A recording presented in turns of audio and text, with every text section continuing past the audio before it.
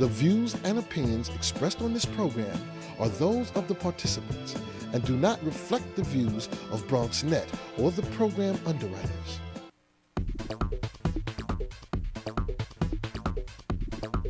BronxNet. Your voice, your views, your vision.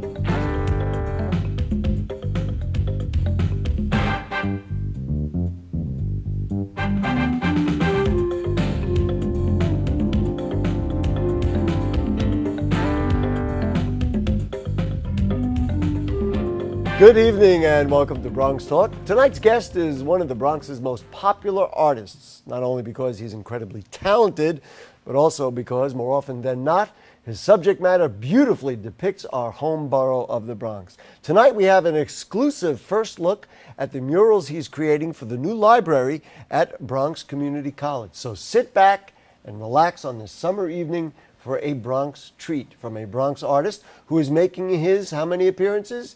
His fifth appearance on BronxTalk. His first was in 1996, 15 years ago. Please join me in welcoming the Bronx's own Daniel Halbin. Danny, always great to see you. We should say to our friends and neighbors that you and I were shopping at the Garden Gourmet on Broadway, and I said, hey, Dan, you got anything new? And we have just an incredible show as an outgrowth of that. First of all, how are you? I'm good. Glad to be back. And for your fifth appearance. Tell me a little bit about the project we're going to look at. And we have many incredible paintings to show. So after you give the introduction, we're just going to go to it. What is this project? So there's a new building being built on Bronx Community College. It's a Robert A.M. Stern building. It's a new library. It's going to have the largest footprint on the campus there. For those of you who are familiar, it was once the uptown branch of NYU. It's on the highest elevation in the Bronx, looking out over the Harlem River at University Avenue at 181st Street. And this was a project that was 12 years in the organizing, and I was brought on board to create all the artwork for this new library. What did they assign you to, what did they basically hire you and commission you to do? Initially offered that in discussions with the architect and the powers that be people from the campus, they decided that there were certain areas within the building that would be appropriate to have artwork. And these are the stairwells that go up to the main, what they call the information commons, the main reading room on the second floor. And in each of the stairwells, there are two 12-foot square walls upon which will be my large paintings. Each painting 12 feet. I mean, that's so the some wall. of the things we're going to see are, of course, scoped down, but these are huge paintings. The paintings on these walls will be 5 by 10 feet, and they will be up at a 6-foot level, and you'll see them from above and from below. There'll be a diagram in this. And how many paintings are there? So altogether, there are 22 paintings. Can we just start showing them? Because we want to get to right these are, I don't want to oversell it. Let's let them speak for themselves. So let's put up the first one. What are we looking at? Let's get it up there. Okay, let's go. There we go. So this is the main reading room, the information commons.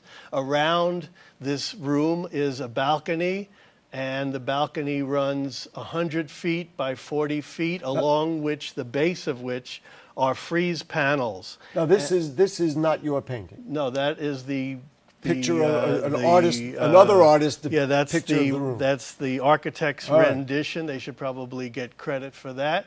And so here's another view. You can see that balcony, and along that frieze, what they call a frieze, will be 20 paintings. On the long wall, which is 100 feet long, there'll be 8 paintings, and then on the short walls, each of which have 2 paintings. So a total of 20 paintings that circumvent the or circumnavigate, whatever the word is, Yes. that surround the entire reading area. So these are not your paintings, but an art. This is a little model. Got it. And the people at Robert A.M. Stern should probably get credit for having created these models. All right, here we go. So here, these are the images. So loosely, the theme of this project is images of the Bronx. Let's get that cursor off the middle of it, please. Images of the Bronx. And along the long walls will be, on the far end, rooftop scenes going down to mid-level, like elevated train level, down to street level, and in one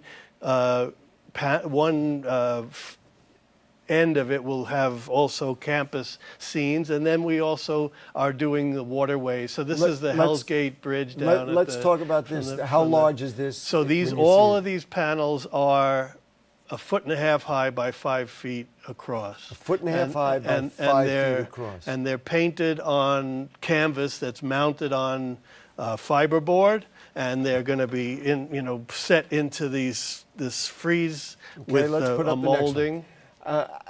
Did you have any of these ready to go, or Jane? Let's just keep putting them up. Well, this is a great project for me because my focus, as anyone who is familiar with my work knows, that I've focused on the landscape that I'm most familiar with, which happens to be encrusted with the Bronx, and so I have a huge inventory of images that I've created over the years of the Bronx. Can we put up some more? Yeah, of these images, what I please? did to create many of these new panels was I explored all of the paintings I had done in the past, looking for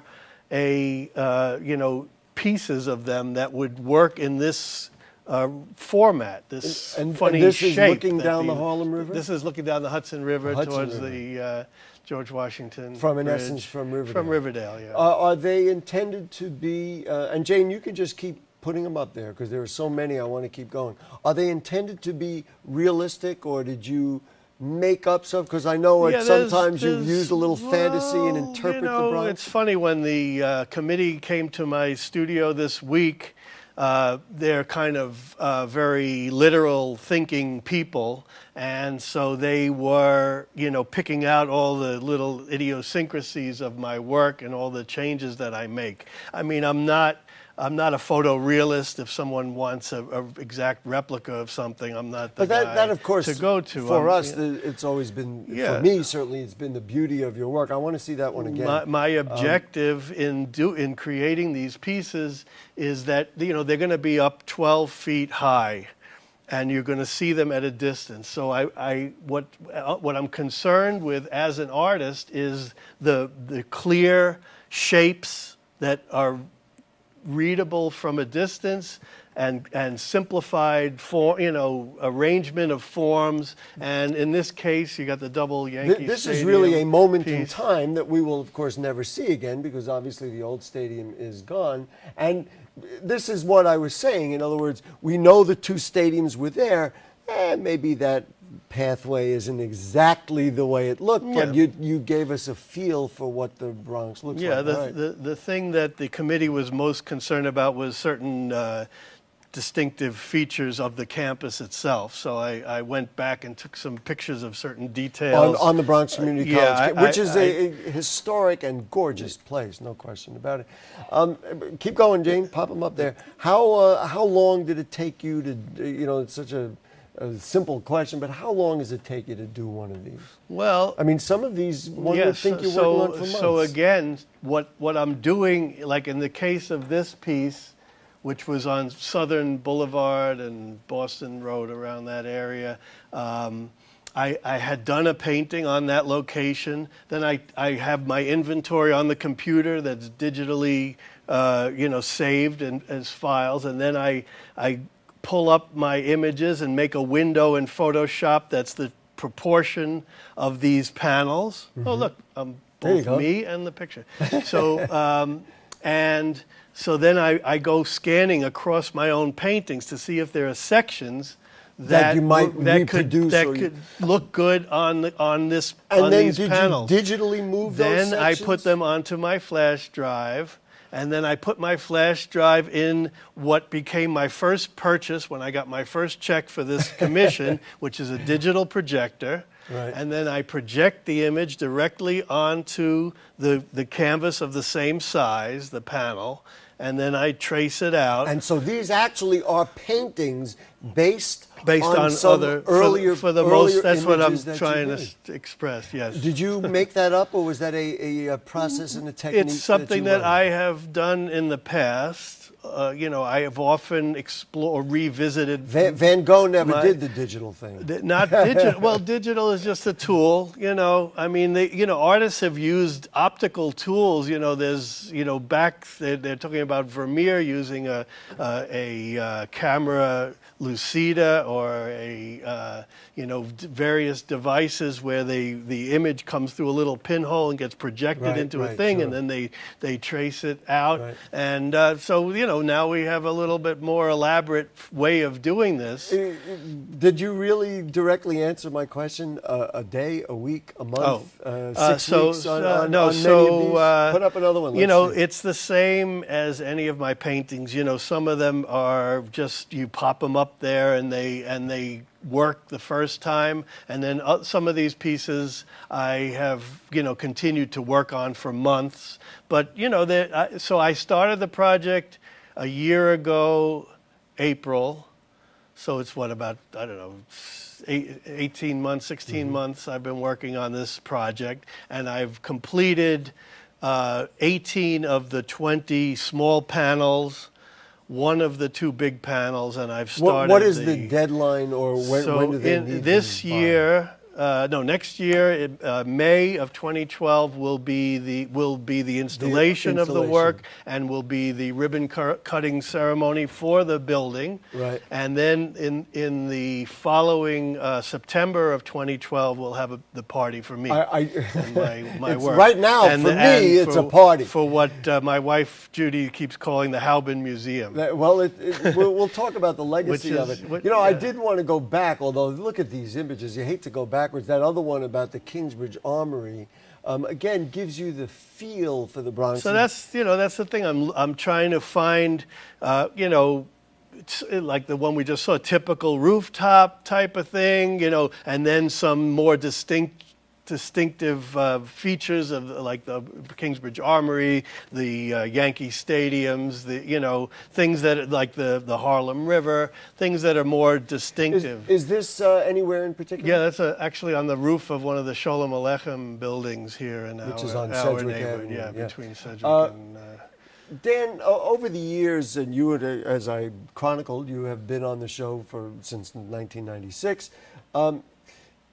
Do you find that for you, and I'm not talking about me because I, as you know, have loved your work and we all think it's improved each time. For you, is it better than it was? And when you look at any one of these images, do you say, wow, I could never have done this years ago? Or is this, because essentially the theme, and I remember that same theme of that cat on the that's canvas, our cat. On the balcony. But is it improved or is it different for you? Yeah, it has to be. It has to be different, and it has to always be a challenge, because that's what art, that's what's real about art. I'm not a commercial artist, and I'm not interested in creating a piece, unless there's some new territory that I'm exploring. So, and certainly the technique. Can we go back to that last one? I just want to get a look. Is that one where the image is projected? Yeah, that's why what I'm doing is I'm projecting not only onto a panel, but I'm projecting onto a panel that has a wet tone on it. And what I'm doing here is when the image is shown on the surface of this toned canvas, I take a rag, and wherever there's light, like the sky or the sides of the building where the sun is hitting, I take my rag and I pull off the tone that's on the canvas. So in a couple of hours, you take the projector away and you can see the entire image, the entire painting is created in almost by the tonally, negative image. Yeah, by the negative. Well, let's so this see is my special technique. And I've recently been offered the opportunity to possibly do a workshop at the Art Students League in this very approach to realizing, going from the idea to the realization of a final commission like this. I'm going to turn a very non-political show into a political moment, and that is something we were talking about beforehand. Your ability to create that process is undoubtedly born because of the freedom you have felt as an artist to set up your canvas on a street on 161st Street, or take the trips that you've taken overseas to just do things. That's an important thing as we look at developing young artists, isn't it? Oh, absolutely. I mean, it's helpful to have guidance, of course, certainly. It's helpful to have inspiration, and it's helpful to have encouragement. And it's helpful to have the time to allow your creative part of your being to come into to fruition, to its own. Because if you're never in touch with your own inner creativity, you're missing a big chunk of the value of life. As I said, that was my political statement about what we need to do with our young people. Now, this is obviously looking south at the exactly. At so this College. is a 2-panel piece, and you'll see in the next couple of images. So this is the same one we were just showing that I was working on with the projection. This is the finished left panel of that. So what's happening on the long walls? So that if you can picture there are actually 44 panels running around this length. And originally, of course, whenever you have a committee, by the time everybody puts their input into the project, they had me doing 44 panels. Luckily, everybody came to their senses and realized that not only would it be insane for me to try to create that many, but it's better to have space. I mean, this is a library. It should be a calm experience. So what's happening on these long walls is that in the center, there's a panel, and then there's in between each one is a ventilation duct, and then there's another panel. So the 2 middle panels on the long wall make up one image. Then there's blank panels with like a wood veneer, and then more. So the center panels are longer. They'll be 10 feet long, but broken up in the center. Let's put another one up there. My sense, knowing your artwork so this is the for right years, panel of that. 2 things I want to say. One is, I think and I don't know if it was intentional because you knew where it was going to be displayed. My sense is your colors are stronger in these. It seems well, like it's funny you should say that, because originally in my proposal I suggested, because they gave me sort of the color scheme for this. Folks, leave this one up for a few They minutes. gave me the color scheme for what else was going to be in this library. And so I kind of told them that I would keep the muted sort of monochromatic effect. Then, as I was continuing to work on these things, color started creeping back in, and then I started realizing, well, maybe the lighting is not going to be so great. So you wanted to I stand started out. to intensify the contrast, and then I started to add like high-keyed touches of color that play through it, and then I realized, like, I'm just going to do my thing. I'm only smiling my inspiration. I'm only smiling because you said you're not a commercial artist, but that is a very commercial sort of interpretation. Well, meaning that you were playing to an audience which maybe you hadn't done in that way before. Well, I think it has more to do with the location, and that. Well, that's what I mean. Sure. We're in the same way that an illustrator, a commercial artist, basically deals with the same components in your work. You want to draw attention to it, but in the library you have to sort of moderate that level of attention, because so this is what the 2 panels look like together. Yeah. And this is a unfinished, obviously. You can see the area on the left that has not been painted in yet. But the criteria for making art is, that you want to draw people's attention to it, but you don't want to do it in a cheap way. You can throw all the garish colors up there and, get people to look at it. I mean, you could put sparkly stuff in it, but that's not, But that's not what this is. The second point I wanted to make, Dan, was that the integration of all the different elements that in that previous one we saw the George Washington Bridge in the background. You had, I guess it was, the early morning dew or the clouds that were there, as well as you could always see a roadway. To me, and viscerally, and maybe some of our viewers would feel the same way, this is the Bronx. You can never look at a street corner in the Bronx and say, oh, that's one image. It's just Yankee Stadium, for example. It is always more images than you can capture, and you've been able to represent the Bronx beautifully. And yet, thank you. And yet, with all that we have, the bombardment of images and compression of stuff in our environment, as an artist, what I seek is the light that permeates all of this, and that makes it cohesive, that brings it together. This image is perfectly timed for what you just said, because of course light is so important about what actually comes through the subway tracks and illuminates, whether it be the umbrellas or the red and white stripes. And again, this also is what I was talking about. Look at all the different images, but walk down any Bronx street, that's what you're going to see. Well, I just, had a young woman from Germany came to visit my studio this weekend who had seen my website, and, for all of the characterization of the Bronx everywhere else in the world, when she saw my images of the Bronx, she felt that it did what you were saying, that it brings a warmth to an environment where you don't expect to see that. That's not, what the typical, stereotypical image of the Bronx is. Well, there it is. Look how that looks like. Yeah. Now, where is it? So this is an example, a great example of artistic license, because what happened was I did this, I had done this painting of the Coquito Man there on the right,